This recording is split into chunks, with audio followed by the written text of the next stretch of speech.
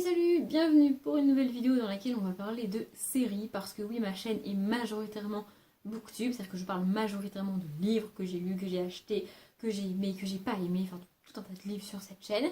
Mais dans la vie, je ne fais pas que lire et je consacre aussi beaucoup de temps à regarder des séries. Donc je me suis dit qu'en parler sur ma chaîne, ça serait peut-être sympathique. Enfin, en tout cas, j'avais envie de le faire. Donc je le fais et dans chaque vidéo parlons série, du coup je parle d'une série que je suis encore en train de regarder, d'une série que j'ai essayé de regarder mais que j'ai abandonnée, et d'une série que j'ai terminée. Et du coup, dans l'ordre, aujourd'hui, on va parler de How to Get Away with Murder, ou juste Murder, c'est quand même beaucoup mieux, Breaking Bad et Defiance. Du coup, on commence avec Murder, qui est celle que je suis encore en train de regarder.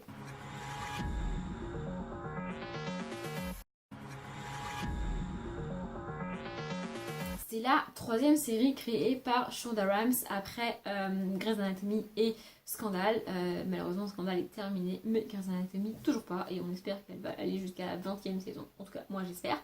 Mais bref, aujourd'hui je vais vous parler de Murder. Alors, dans Murder, on va suivre Annelise Keating, qui est une avocate, qui est avocate et qui est enseignante. C'est-à-dire qu'on va pas la suivre dans son métier d'avocat et que c'est pas elle-même qui va défendre les personnes. En fait, elle va être surtout professeure de droit à l'université de Harvard, je crois, si je dis pas de conneries.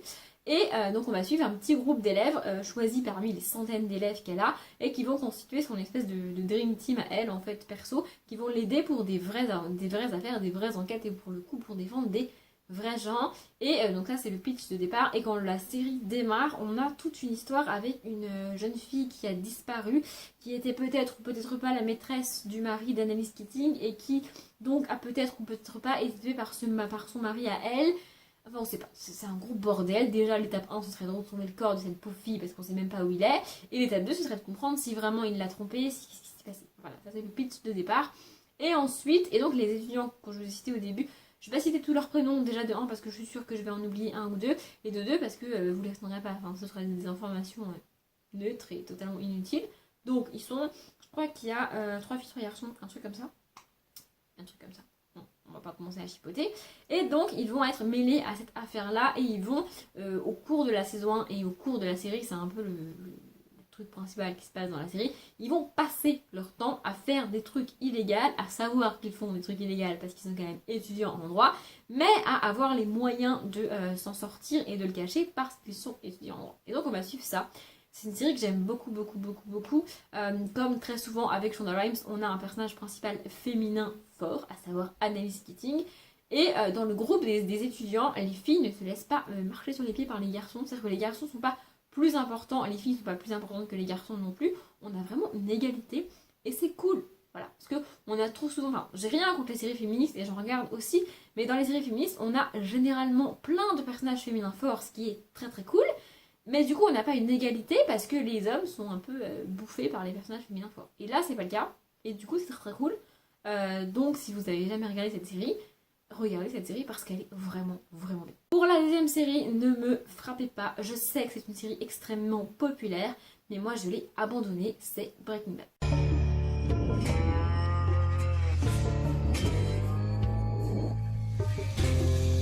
Donc, je vais quand même résumer vaguement Breaking Bad pour ceux qui vivraient sur Mars.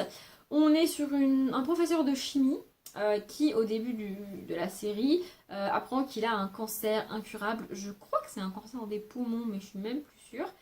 Et il va décider de fabriquer de la drogue. Alors, quel type de drogue, j'avoue que je ne m'en rappelle plus. Mais il va se mettre à fabriquer de la drogue pour gagner de l'argent et que sa famille soit à l'abri quand il mourra, parce qu'il est condamné par son cancer. Et voilà, on va suivre ça. Et ben moi, ça ne m'a pas convaincue en fait. J'ai regardé les 2-3 premiers épisodes, je crois, parce que tout le monde en parlait, parce que tout le monde disait que c'était ouf. Et au bout de 2-3 épisodes, en fait, ça m'a fait le même effet que quand je lis le tome 1 d'une saga que beaucoup de monde aime, et qu'à la fin de ma lecture, je me dis, ouais, bon, c'était sympa, mais c'était pas ouf en fait. Voilà, je comprends pas pourquoi tout le monde surkiffe cette série. J'irai pas jusqu'à dire qu'elle est nulle, mais avec le nombre de séries que je regarde, je n'ai pas vu l'intérêt de continuer à consacrer mon temps à regarder cette série. Je suis désolée pour tous les fans de cette série. En gros, j'ai préféré regarder autre chose, typiquement Murder par exemple, et plein d'autres d'ailleurs. Mais voilà, j'ai pas eu envie de continuer cette série-là. Je crois qu'elle est terminée maintenant, oui, c'est sûr. Voilà, elle est terminée. Peut-être qu'un jour, enfin, il n'est pas totalement exclu qu'un jour je réessaye, enfin je la recommence pour voir si d'ici quelques années j'apprécie plus. Mais franchement, au moment où je l'ai commencé, ça m'a pas convaincu en fait. Voilà, c'était pas nul, c'était pas naze, c'était pas chiant, mais c'était pas super, hyper génial. En fait, peut-être que j'en attendais trop par rapport à tout ce qu'on m'avait dit sur la série. On m'avait dit, ouais, Jura, c'est trop bien, c'est trop génial, tout le monde adore, tout le monde regarde. Et bah, ça l'a pas fait avec moi. Et enfin, la troisième série, c'est celle que j'ai terminée et qui donc va terminer. Hein. Ça ne fera plus jamais d'épisodes et de saison de cette série, et c'est Défiance.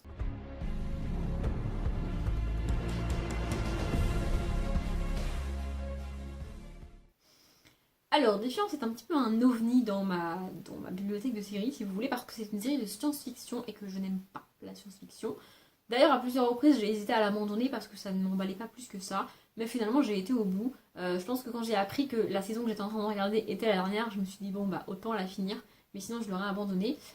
Donc, le pitch de départ, c'est qu'on a des habitants, enfin, des espèces d'extraterrestres, même si c'est pas dit comme ça, je sais plus comment ils s'appellent, mais en gros, c'est des pas humains. Simplement, ils sont pas humains. Ils vivent dans l'espace ou sur une autre planète, pardon, je ne sais plus. Et ils sont contraints de débarquer sur Terre parce qu'en gros, ils peuvent plus survivre là où ils vivaient avant. Donc, ils débarquent.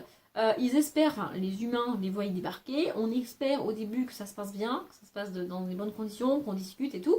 Sauf que non, les autres ils débarquent et ils veulent la guerre. Donc, ils déclarent la guerre aux humains.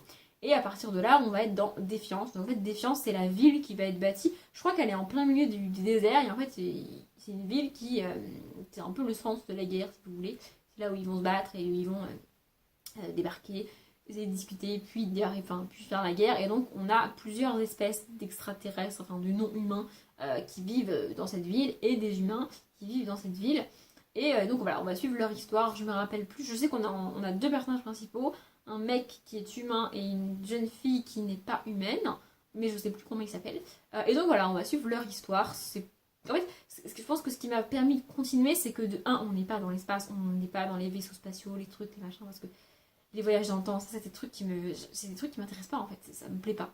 Et le deuxième truc, c'est qu'on est dans une ville avec plusieurs espèces qui vont se côtoyer, ce qui m'a un peu rappelé ce qu'on peut avoir en fantasy, par exemple, avec quand on a des dragons, des elfes, je sais plus comment ça s'appelle, d'autres types, des gobelins, par exemple des nains, des hobbits, comme dans Le Seigneur des Anneaux. Voilà, on a plusieurs espèces comme ça qui vont se côtoyer, et du coup, ça fait plus une ambiance de fantasy et de monde fantastique avec des créatures bizarres, que de science-fiction. En tout cas, ça a été mon ressenti. Et c'est une des choses qui m'a aidé à aimer la série. Moi qui n'aime pas la science-fiction. Après, comme je l'ai dit, j'ai aimé cette série parce qu'elle est un petit peu éloignée des codes de la science-fiction, à savoir les vaisseaux spatiaux, les voyages dans le temps, les trucs comme ça. Mais c'est quand même considéré comme de la science-fiction. Je crois que c'est une série sci-fi ou sci-fi. Enfin, je sais jamais comment on dit cette chaîne. Vous l'aurez vu avant si vous avez pris la peine de lire ce que je mets un temps infini à faire. Mais voilà, c'est quand même considéré comme de la science-fiction. En tout cas, moi, je considère ça comme de la science-fiction. J'espère que je dis pas de conneries depuis tout à l'heure, parce que sinon, ça la foutrait mal. En tous les cas, c'est pas la série du siècle. C'est pas une série très innovante et très hyper géniale. Et une série qu'il faut impérativement regarder. Je vais pas vous dire que vous ratez quelque chose et que vous avez raté votre vie si vous avez pas vu cette série, parce que c'est pas vrai. Maintenant, elle est quand même très cool. Je sais même pas pourquoi elle a été arrêtée. Je pense qu'elle a été arrêtée par manque d'audience et par manque de sous, enfin de gains pour les producteurs, comme la plupart des séries. Mais Breaking Bad aussi a été arrêté pour cette raison-là. Donc à un moment donné, c'est pas parce qu'une série est hyper géniale qu'elle va continuer indéfiniment. Et c'est pas parce qu'une série a qu'une seule saison qu'elle est forcément naze. Donc si vous ne connaissiez pas cette série et que le peu que je viens de vous en dire vous a ne serait-ce qu'un tout petit peu intéressé, regarder le pilote ne vous engage pas à grand chose. Du coup, je vous encourage à le faire. Et voilà, comme promis, la vidéo était courte, donc je me tais. J'espère que ça vous a plu. Comme d'habitude, je vous souhaite une bonne journée, un bon après-midi, un bon appétit ou une bonne nuit. Et je vous dis à bientôt.